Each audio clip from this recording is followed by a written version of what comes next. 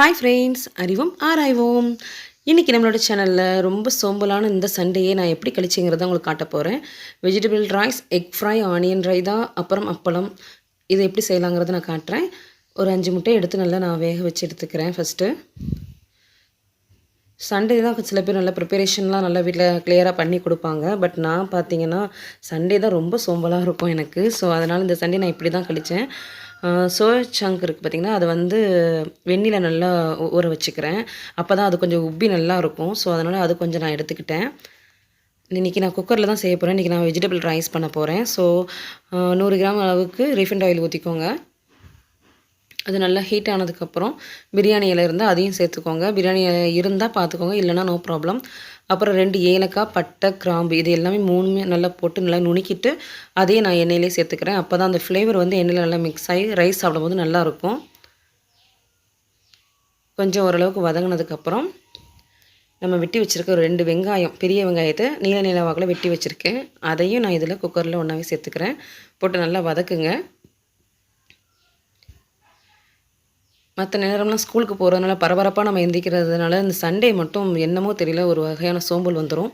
So அந்த டைமில் டக்குன்னு நம்ம செய்திடலாம். ரொம்ப டேஸ்ட்டாகவும் சாப்பிடணும்னு நம்ம நினைக்கும் போது இந்த மாதிரி மெத்தடை ஃபாலோ பண்ணும்போது ரொம்ப நல்லாயிருக்கும். ஸோ இப்போ வெங்காயம் ஓரளவுக்கு வதங்கிடுச்சு.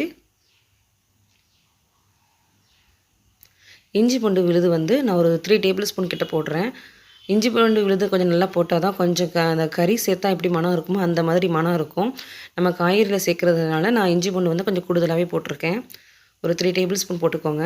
அதை நல்லா ஃப்ரை பண்ணுங்கள். அதோட ரா ஸ்மெல் போகிற அளவுக்கு நல்லா வதக்கி விடுங்க. தேவைக்கு கொஞ்சம் உப்பு சேர்த்துக்கலாம். ஓகே, இது ஓரளவுக்கு நல்லா வதங்கட்டும். அப்புறம் 2 பெரிய தக்காளியை சின்ன சின்ன பீஸாக நான் வெட்டி வச்சுருக்கேன். 3 தக்காளி கிட்ட நான் எடுத்து வெட்டி வச்சுருக்கேன். 1/4 கிலோ தக்காளி சேரும். அந்த அளவுக்கு வெட்டி வச்சுக்கோங்க. கொஞ்சம் புளிப்பு தன்மையோடு நல்லாயிருக்கும் சாப்பிட்றதுக்கு. ஸோ அதனால் அதையும் போட்டு நல்லா ஃப்ரை பண்ணுறேன். நான் வந்து காப்பிடி உலக்குக்கு 1 உலக்கு ரைஸ் எடுத்து வச்சுருக்கேன். ஸோ அதுக்கேற்ற ப்ரிப்பரேஷன் தான் நான் சொல்லிக்கிட்டு இருக்கேன். இப்போ தக்காளி நல்லா கொஞ்சம் வதங்கட்டும். எண்ணெயில் கொஞ்சம் சுறுசுறுன்னு பிடிக்கிற அளவுக்கு வதங்கினா போதும். ரொம்ப வதங்கணும் அவசியம் இல்லை. ஏன்னா நம்ம காய்கறி ரைஸ்லாம் போடும்போது தக்காளி நல்லா வெந்துடும். இப்போ வந்து நான் 2 உருளைக்கிழங்கு, 3 கேரட்டு, பீன்ஸ் கொஞ்சம் ஒரு 100 கிராம் அளவுக்கு, பச்சை பட்டாணி 1 கப்பு, இது எல்லாத்தையும் நான் ஊற போட்டு நல்லா நான் சின்ன சின்ன பீஸாக வெட்டி வச்சுருக்கேன். அது எல்லாமே நான் ஒன்றா சேர்த்துட்றேன். பச்சை பட்டாணி ஃப்ரெஷ்ஷாக இருந்தால் நீங்கள் அப்படியே சேர்த்துக்கோங்க. இல்லைனா நீங்கள் ஓவர் நைட்டு ஊற வச்சு எடுத்துக்கோங்க. இப்போ சோயா சங்க் வந்து நல்லா ஊறிடுச்சு பாருங்கள், நல்லா பஃப்லியாக பெருசாக வந்துட்டு இதை நல்லா நான் புளிஞ்சு எடுத்துக்கிறேன். இன்னும் 2 தண்ணி விட்டு கூட நீங்கள் அலசி புளிஞ்சு எடுத்துக்கிட்டிங்கன்னா அந்த ஸ்மெல் இருக்காது, நல்லாயிருக்கும் சாப்பிட்றதுக்கு. இப்போ நல்லா நான் புளிஞ்சு எடுத்துகிட்டு அதையுமே நான் அந்த காய்கறியோடு இதை நான் சேர்த்துட்றேன். நம்ம கறி சேர்க்காததுனால இந்த சோயா சங்க் சேர்க்கும்போது நம்மளுக்கு ஒரு கறி சாப்பிட்ட ஃபீலும் இருக்கும். அதே நேரத்தில் சத்துக்களும் அதிகம். ஸோ இதை எல்லாத்தையும் நல்லா மிக்ஸ் பண்ணி விட்டுக்கோங்க. இது எண்ணெயில் அந்த வெங்காயம், தக்காளி பழம், இஞ்சி பூண்டு விழுதெல்லாம் நல்லா சேர்கிற அளவுக்கு நல்லா மிக்ஸ் பண்ணி விட்டுருங்க.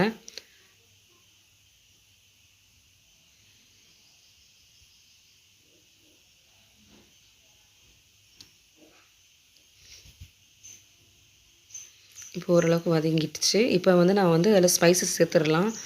மசாலா வகைகள் சேர்க்க போகிறேன். கொஞ்சம் உப்பு போட்டுக்கோங்க. ஃபஸ்ட்டு உப்பு போட்டால் தான் நல்லா எல்லா காய்கறிலையுமே உப்பு பிடிக்கும். ஸோ அதனால் கொஞ்சம் உப்பு போட்டு அதையும் நல்லா கிளறி விட்டுக்கோங்க. இப்போது 2 டேபிள் ஸ்பூன் வத்தத்தூள் சேர்த்துக்கிறேன். காரத்துக்கு ஏற்ற மாதிரி சேர்த்துக்கோங்க. இப்போ வெயில் டைம்னால கொஞ்சம் வத்தத்தூள் குறைச்சிக்கிட்டாலும் நல்லது தான். பட்டு வெயில் டைம் இல்லாத நேரத்தில் நம்ம வத்தத்தூள் வந்து 3 டேபிள் ஸ்பூன் வரைக்கும் போடலாம். இப்போ நான் 2 டேபிள் ஸ்பூன் கிட்ட போட்டிருக்கேன். கரம் மசாலா வந்து ஒரு 2 டேபிள் ஸ்பூன், அதையும் நான் ஆட் பண்ணிக்கிறேன்.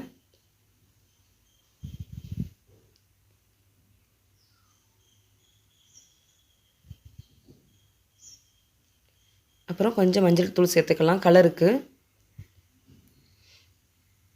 நான் கலருக்கு வேறு எந்த பொடியும் சேர்க்குறதில்ல. ஸோ அதனால் எனக்கு மஞ்சள் கலரில் வேணும்னு நினைக்கிறதுனால நான் மஞ்சள் பொடி கூடுதலாகவே சேர்த்துருக்கேன்.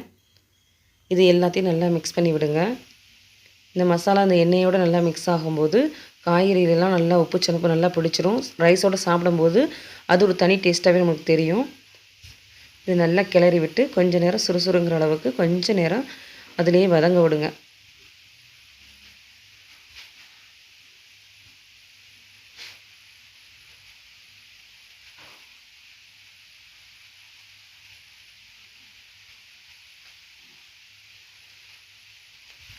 இதில் கொஞ்சம் நம்ம இப்போ வந்து மல்லி இலை புதினா இருந்தால் புதினா சேர்த்துக்கலாம். என்கிட்ட புதினா இல்லை, ஸோ அதனால் நான் மல்லி இலை மட்டும் வெட்டி அதையும் ஆட் பண்ணிக்கிறேன். புதினா இருந்தால் சேர்த்துக்கோங்க, இன்னும் கொஞ்சம் ஃப்ளேவர் நல்லாயிருக்கும். இப்போ இதையும் நல்லா மிக்ஸ் பண்ணிக்கோங்க. நான்வெஜ் சேர்க்காமல் நம்ம சண்டே கழிக்கணும்னா இப்படி தான் கழிக்கலாம். பிள்ளைங்களுக்கு நாக்கு ருசியாகவும் வேணும், அதே நேரத்தில் நான்வெஜ்ஜும் இல்லைன்னு நினைக்கிறவங்க இப்படி ட்ரை பண்ணலாம். நான் சொன்ன பார்த்தீங்கன்னா, இந்த உலக்குக்கு தான் நான் ஒரு உலக்கு எடுத்து வச்சுருக்கேன். இது வந்து காப்படி உலக்குன்னு சொல்லுவாங்க. அந்த ஒரு உலக்குக்கு நான் 2 உலக்கு தண்ணி அளவுக்கு நான் ஊற்றுவேன். ரொம்ப தண்ணி வச்சிட்டோம்னா நம்மளுக்கு ரைஸ் வந்து குழஞ்சிடும். ஸோ அதனால் ஒரு உலக்குக்கு 2 உலக்கு தண்ணி அப்படி ஊற்றினா போதும். இதில் கொஞ்சம் உங்களுக்கு தேவைன்னா தயிர் கூட நீங்கள் ஆட் பண்ணிக்கலாம். நான் தக்காளி கொஞ்சம் கூடுதலாக ஆட் பண்ணதுனால நான் தயிர் ஆட் பண்ணலை. உங்களுக்கு வேணும்னா தக்காளி கொஞ்சம் கம்மி பண்ணிவிட்டு தயிரை கொஞ்சம் கூடுதலாக ஆட் பண்ணிக்கோங்க. இப்போ இந்த தண்ணியை ஊற்றி நல்லா கொதிக்க விடுவோம். ஓரளவுக்கு நுர பொங்குற அளவுக்கு வரும். இந்த பார்த்திங்கன்னா நுர பொங்குற அளவுக்கு வந்திருக்கு. இந்த டைமில் தான் நம்ம ரைஸ் போட்டோம்னா நல்லா ரைஸ் நல்லா மிக்ஸ் ஆகி வரும். நுர பொங்குறதுக்கு முன்னாடி போட்டுட்டோம்னா சாதம் ஃபுல்லுமே குக்கரில் அப்படியே படிஞ்சிரும். ஸோ அதனால் இப்படி நுர வந்ததுக்கப்புறம் நம்ம ரைஸை நல்லா வடிகட்டிட்டு அலசி வடிகட்டிட்டு அதை நம்ம இதில் சேர்த்துடலாம்.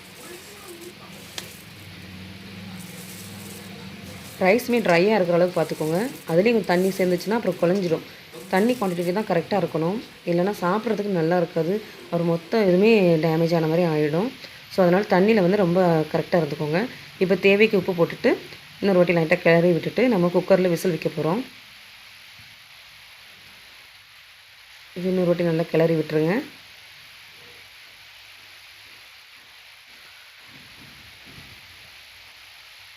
காய்கறிலாம் நிறைய சேர்க்குறதுனால நம்ம ஒரு உலக்கு ரைஸே போதும். இதுக்கு 5 பேர் 6 பேர் சாப்பிட்றலாம். இப்போ நான் ஒரு விசிலுக்கு வச்சுருக்கேன். இது கொஞ்சம் வேகட்டும். அதுக்கு முன்னாடி நம்ம வந்து சைட் டிஷ்ஷுக்கு என்ன செய்யலாங்கிறது பார்ப்போம்.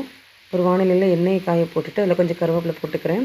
நான் எக்கு அவிச்சு எடுத்து வச்சேன் இல்லையா, அந்த எக்கை 2 பாதியாக கீறிட்டு அதை அந்த எண்ணெயில் நான் அப்படியே சேர்த்துட்றேன். சும்மா அவிச்சு முட்டை சாப்பிட்றதோட இப்படி கொஞ்சம் ஃப்ரை பண்ணி கொடுத்தோம்னா பசங்க நல்லா விரும்பி சாப்பிடுவாங்க. அந்த எண்ணெயிலேயே அந்த எக்கெல்லாம் வச்சுட்டு ஒரு 1 டேபிள் ஸ்பூன் வத்தத்தூள் போட்டிருக்கேன். அப்புறம் பெப்பர் வந்து 1 டேபிள் ஸ்பூன் போட்டிருக்கேன். கொஞ்சம் மஞ்சள் தூள் தேவைன்னா நீங்கள் சேர்த்துக்கோங்க. இப்போ லைட்டாக உப்பு போட்டுக்கிறேன். போட்டுட்டு இந்த எண்ணெயிலே நல்லா ஃப்ரை பண்ணுற அளவுக்கு நம்ம கரண்டி விடாமல் கொஞ்சம் இப்படி கிளறி விட்டிங்கன்னா கொஞ்சம் நல்லாயிருக்கும். எண்ணெய் வந்து நல்லா முறிவிடுச்சுன்னா மசாலா வந்து ஒரு மாதிரி தீஞ்சு ஸ்மெல் வந்துடும். ஸோ அதனால் லைட்டான ஹீட்டில் இருக்கும்போது நம்ம எக்கு இதில் வச்சிடலாம். அதுக்கப்புறம் சிம்லேயே வச்சு நீங்கள் இந்த மாதிரி மெத்தடில் பண்ணுங்கள். அப்போ தான் மசாலாவும் முருகாது, எக்குலேயும் நல்லா அந்த மசாலாலாம் பிடிச்சி சாப்பிட்றதுக்கு நல்லாயிருக்கும். இதை இப்போ லைட்டாக நான் கிளறி விடுறேன். அந்த எக்கு உடையாத அளவு கிளறி விட்டிங்கன்னா நல்லாயிருக்கும். இது எல்லாமே கொஞ்சம் பெரட்டி போட்டோம்னா அந்த மஞ்சள் கருவுலேயே அந்த மசாலா நல்லா பிடிக்கும். ஸோ அதனால் எக்கு வந்து கரெக்டாக அந்த மஞ்சள் கரு ஃபுல்லும் கீழே இருக்கிற மாதிரி நல்லா பெரட்டி விட்டுக்கோங்க. அதுலேயே கொஞ்சம் நேரம் சிம்மில் வச்சு வேக விடுங்க. அப்போ தான் அந்த எண்ணெய் மசாலா எல்லாமே அந்த மஞ்சள் கருவில் சேரும்போது சாப்பிட்றதுக்கு ரொம்ப டேஸ்ட்டாக இருக்கும்.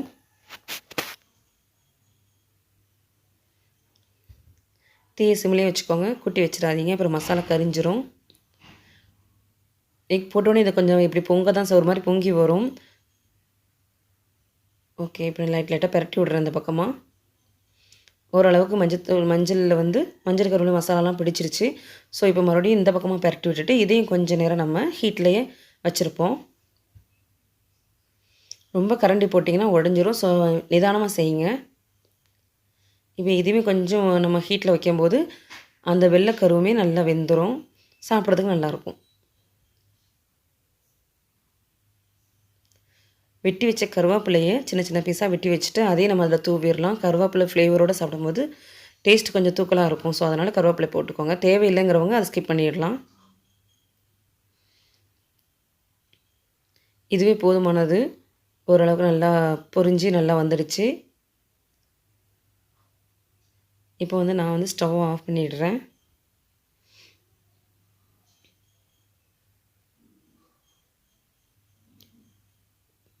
பாருங்கள் எவ்வளோ கலர்ஃபுல்லாக இருக்குது பார்த்தீங்களா? பார்க்கவே அழகாக இருக்குது. சும்மா அவிச்சு முட்டையை நம்ம கொடுக்குறதோட இப்படி செய்து கொடுத்தோம்னா பசங்க நல்லா விரும்பி சாப்பிடுவாங்க. இப்போ ஒரு விசில் வெந்துருச்சு. வெந்த உடனே நான் குக்கர் விசில் உடனே ஓப்பன் பண்ணி விட்டுட்டேன். அப்போ தான் ரைஸ் வந்து குலையாது. இது ஏற்கனவே நான் ஒரு வீடியோவில் சொல்லியிருக்கேன். வெஜிடபிள் பிரியாணி எப்படி செய்யலாங்கிற ஒரு வீடியோ போட்டிருக்கேன். ஸோ அதில் நான் சொல்லியிருக்கேன்.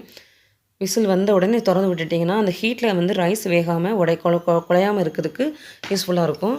சோயா சங்க்ஸ்லாம் மேலே வந்து நல்லா பார்க்கவே அழகாக இருக்குது, கலர்ஃபுல்லாக இருக்குது. இதை லைட்டாக அப்படியே கிளறி விடுங்க. ஹீட்டோட கிளறி விடும்போது கூட உடைய சான்சஸ் இருக்குது. ஸோ நிதானம் லைட்டாக கிளறி விட்டுட்டு அதுக்கப்புறம் கொஞ்சம் நேரம் கழிச்சு கூட நீங்கள் உதிரி உதிரியாக எடுத்துக்கலாம். குக்கரில் செய்கிறதுனால நான் அப்படி சொல்கிறேன். பாருங்கள், ரைஸ் எல்லாமே உடையாமல் உதிரி உதிரியாக வந்துடுச்சு.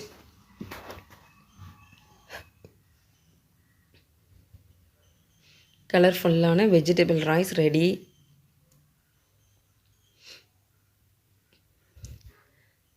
இப்போ சர்வ் பண்ணி சாப்பிட ஆரம்பிக்கலாம்.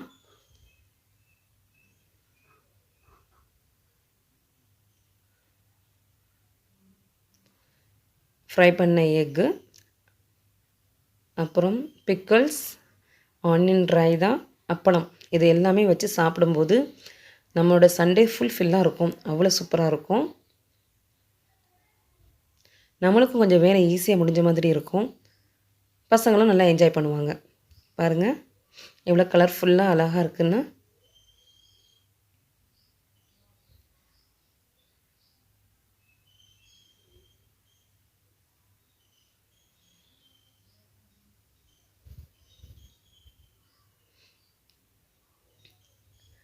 அப்பளத்தை வச்சு சாப்பிடும்போது செம டேஸ்ட்டாக இருக்குங்க. கண்டிப்பாக வீட்டில் ட்ரை பண்ணி பாருங்கள் நான் சொன்ன மெத்தடில்.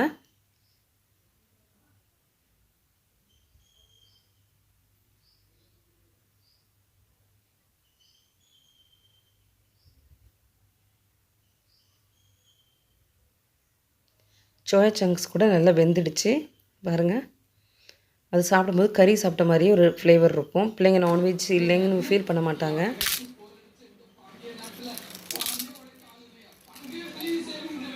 அப்பளத்தை இப்படி நொறுக்கி போட்டு சாப்பிடும்போது சொல்லவே வேண்டாம் ஃப்ரெண்ட்ஸ்.